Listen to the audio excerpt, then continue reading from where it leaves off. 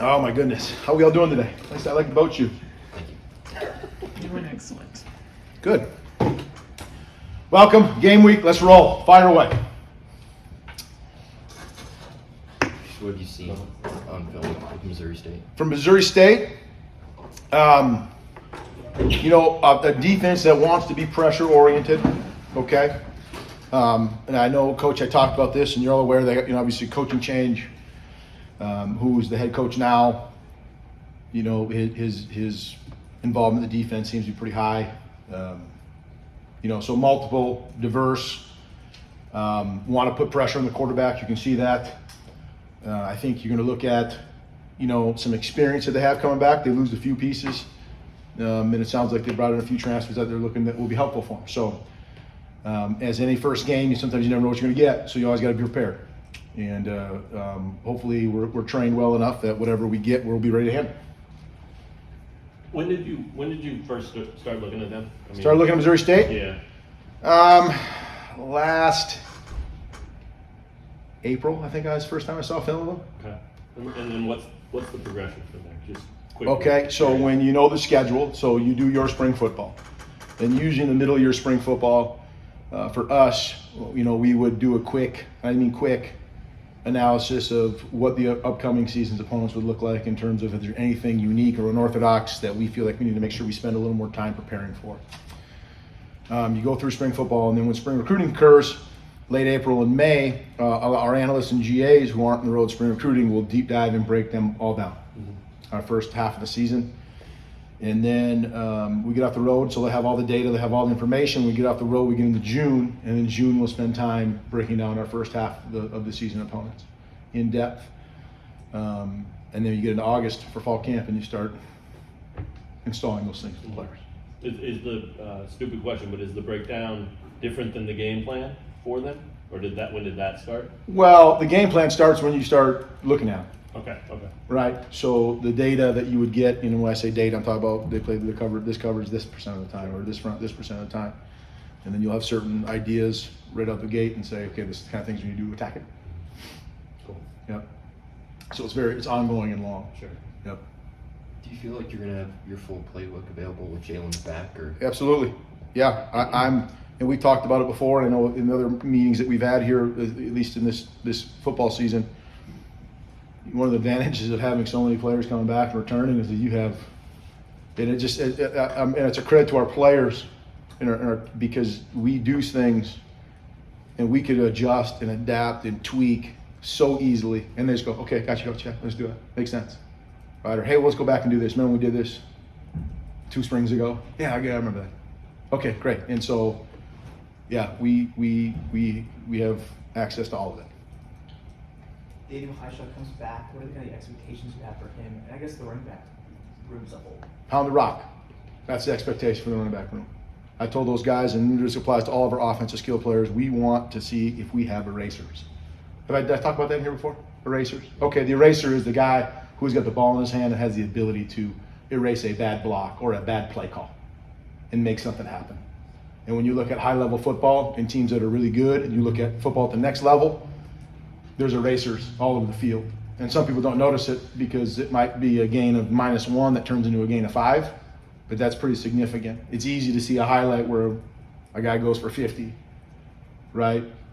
But it's those little moments that keep us on schedule that I'm really looking forward to from our running back room.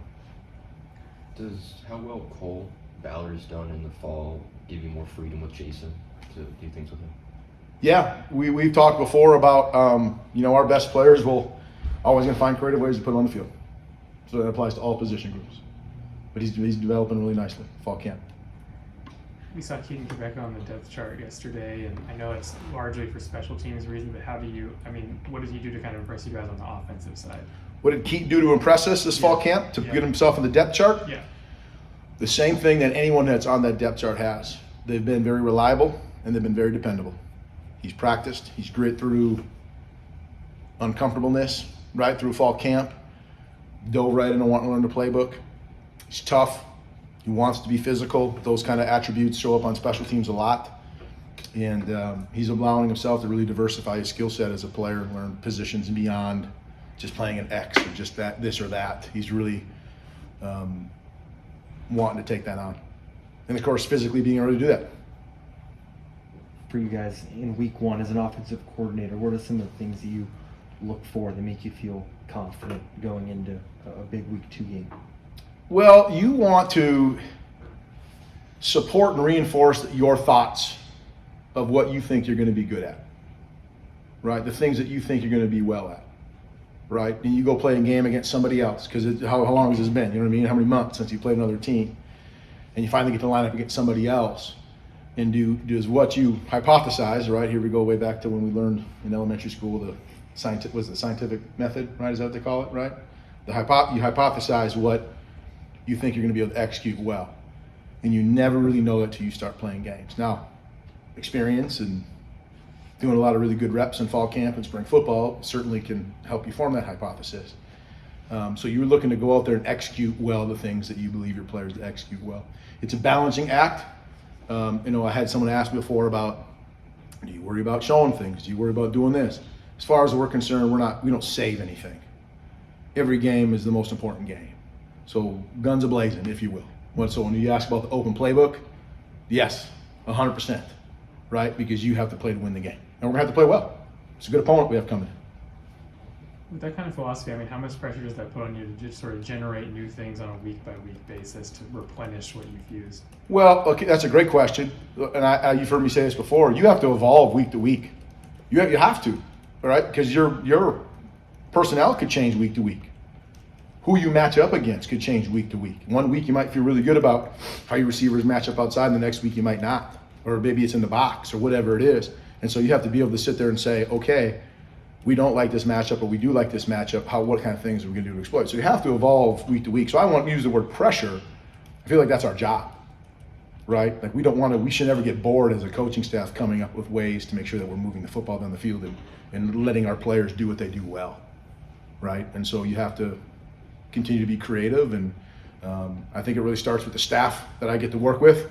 There's 10 guys in that room that are all high-level dudes and bring a lot to the table, right, in regards to thinking about that stuff and ideas perhaps with schemes, or more importantly to us, ideas with our personnel.